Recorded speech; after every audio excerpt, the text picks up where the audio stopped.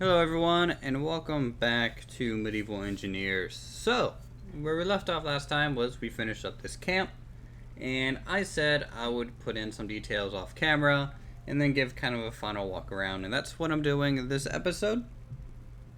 The map isn't 100% ready to upload, and so you're not going to find that link until maybe tomorrow.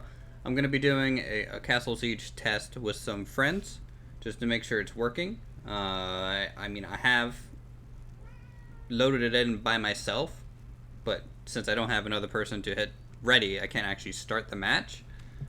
So I did get it to work with this map size. I just need to mess with the settings and nuances to make it feasible. So that'll be ready tomorrow. In fact, I might put a video up of us actually playing on it for you guys tomorrow as well, so you can see how it works, if it doesn't work, and just have a good time. So, again, this is the kind of assault camp, and there's a bunch of tents for all the people to spawn in. There are crates now, and in these crates you'll find your crossbow and arrows.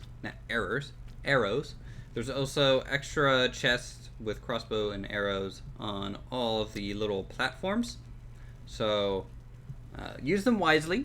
I'm sure you could go and loot your corpse if you die beneath the walls fairly safely.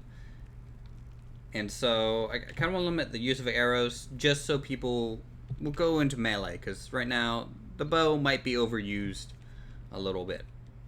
Of course, we have the main gate and these ramps up to the main door, which is going to start locked.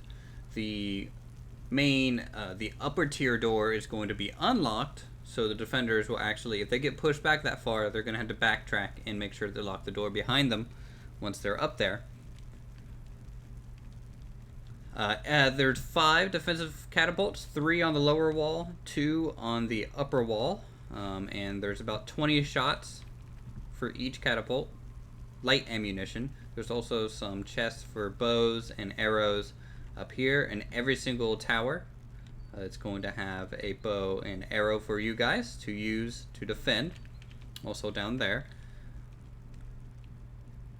Not much to say about the inside. It's a lot of empty rooms. I want to try and keep the latency down as much as possible, and so I didn't bring all of the buildings to 100% completion for that reason.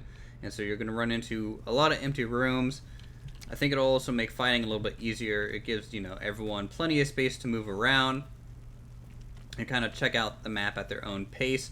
You'll also notice that I put up lights everywhere. Every structure has lighting. You could technically, I guess, play this at nighttime if you wanted to, though it would still be a little dark.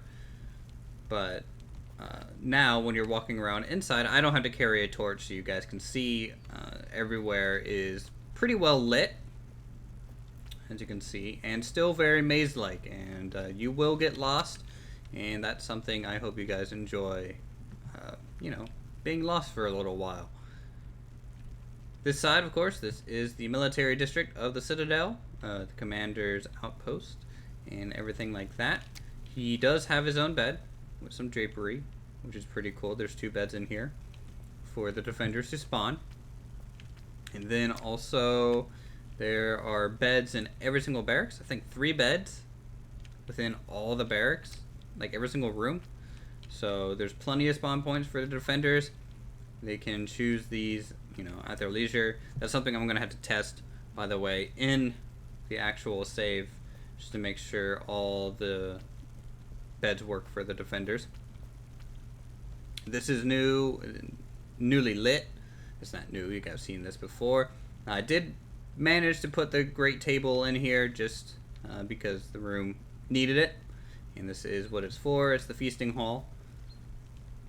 We're just going to be touching upon the major things. The defenders will be spawning here, and then probably will instantly climb up the towers and start manning catapults and doing all that kind of stuff. If I had to suggest a good strategy for the defenders, 2 people man 1 catapult, and then another person basically being a scouting archer to tell them where to aim and go from there.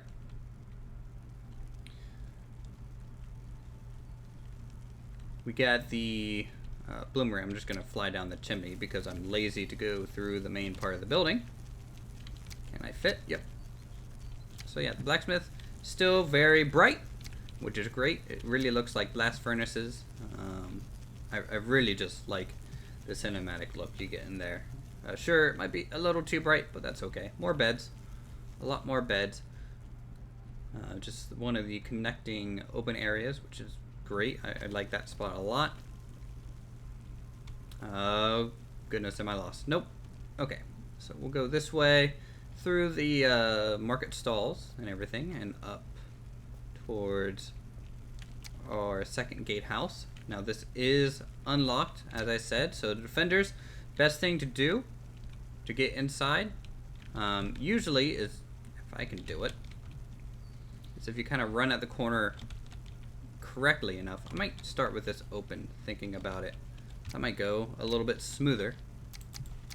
Let me see if I can't just grab it with a hand tool. It's being a bit of a pain. Did I lock it? I don't think I locked it. If I did, I'll have to change that. No, it's not locked. It just doesn't want to swing open for some reason. Well, maybe the best way to do it is just die and come out. Wow, this is really bugging me because these used to work really well. Oh well. I might be able to fix that before I upload it for you all. They do have 2 defensive catapults here, and you know they're fully swivel, just like the ones down there. So you can aim them anywhere. If the attackers take this, they can actually probably use this to attack the castle a little bit, which I think is a cool thing to do. So if you guys are losing this area, I suggest maybe disabling these catapults before you fall back to the castle keep. And then, let's see, there's also chests on those towers for more arrows and crossbows. Not much going on in these buildings. These buildings are a lot of empty spaces. Castle Siege, you know, the goal is to get to the king statue, not so much to explore the whole base, though you can if you really wanted to. Windmill doesn't have anything in it, nor does our Zeppelin tower or airship tower. Though I did went back and added some stone detailing, like I said I would, in some of the spots. So it makes it look pretty nice. Again, everything has torches, so everything is very, very wonderful at night, except for there's a bit of a limitation of how many light sources can be displayed at once. So it kind of loads in a chunk at a time. A little weird looking. Great hall. Just added some tables and chairs. And then I guess I need to show you guys where the king statue is. Now the king statue, you guys know me. This is just a lower storage room, or at least it's what it's supposed to look like. And then if you can walk this way and just slide that door open, this is where the king statue is. All the way down here in this basement. The king is basically a nice tomb for him. It's very solid defense, so you guys won't be able to get in here very easily. And if you happen to spawn in here, this door is fairly easy to move from this side. So you just grab it and you either walk sideways, or you can just basically run into it if you wanted to open it. Let me just slide it out of the way again here. Now, if you do spawn in there, I do suggest sliding it back into place, just so it slows them down a little bit more. So, you guys know me, false walls, that's one of my favorite things to do in this game, and this one actually sealed up far more clean than normal, so it looks nice. Let's see, anything else? No? Not much I can say. It was a little bit of a pain to load up all the chests full of items. So that's just something I might have to work on a little bit more. I do want to show you guys what it looks like at night, and it might look really dark for you guys, and I apologize if it will, but I do want to show you what happens when the sun goes down. This looks cool. Like, this looks so cool, in my opinion. Just like how dark things are. You know, there's spots where people could easily just sneak around. Like, you know, if someone was just crouching in the middle here, they would be kind of hard to see, I'm sure. And there are some darker areas. I left the stables kind of dark and gloomy, so people could hide in them. But as you're walking through just the normal halls and pathways, I just love looking up and seeing how the buildings are lit against the dark sky, and it's just a very beautiful thing. Now, their lighting system, it does leak through walls a little bit, and that will need some work, but for an early thing, it's really not that bad, and I'm really happy with how this all turned out. You know, this just looks so menacing, and if you're doing a night siege or trying to sneak in here at night, it would be pretty darn scary. I like how, you guys might not be able to see this too well, but just the siege camp from the outside towers, it's like, whoa, you know, there's people out there, you know, prepare for war type of deal. They're setting up a camp. This doesn't look quite as menacing, probably because the door's so dark. Maybe if I added braziers out here, it would look better. And then we're gonna do a nice overhead shot of everything so you guys can see how lit up it is. Now you'll notice the lights popping in as we load more and deload probably the siege camp, but it does look very pretty on this whole thing. So let's go ahead and make it daytime. I don't want to stay like that too long. Anyways, I hope you guys enjoyed the Citadel series. I enjoyed it a whole lot. It was a lot of fun building something so compact and maze-like that it just turns out very beautifully. You know, everything just fits together. It all flows fairly nicely, and I couldn't be more happy with it. Really, Lothloria's Keep has nothing on this. Like, this is so much cooler than Lothloria. It's a little bit amazing. What it's missing is the town that Lothloria has. Like, if it had that town on it, this thing would be probably twice as cool as Lothloria. Sure, it doesn't have a lift, but I think the more I play this game, the better I'm gonna get. And that's why here soon we're gonna be moving on to more of a fantasy theme. I mean, this is kind of fantasy-esque. Normally you wouldn't have a windmill up there or a Zeppelin tower or things like that. But we will be moving on to the next map, and that's going to be kind of these floating islands with these grand structures being connected by bridges. And I will actually try, I can't make any promises because I could easily fail at this, to actually make an airship.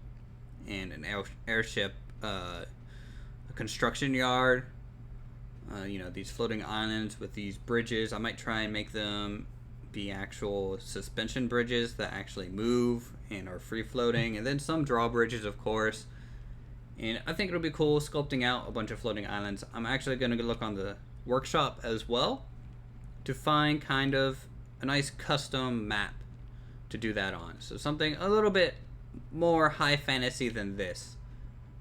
And yeah. So thank you guys so much for watching. If you know, thank you so much for sticking with me through all my builds. It really means a lot. It's almost like, you know, building a model set and having people come see it. It's awesome. It's a great feeling. I can't even describe what it feels like to have you guys with me this whole time and giving suggestions and all the feedback. If you feel like subscribing to my channel, if you're new, you get to see some cool stuff like this. That'd be great. You can check me out on Twitter. I tweet random stuff throughout the day if I have time between work and things. And you can check out my other creative videos for more wonderful stuff. So I'll see you guys in the next episode. Hopefully this place will get a little destroyed, and that'll be fun for you guys to see. So, thanks for watching.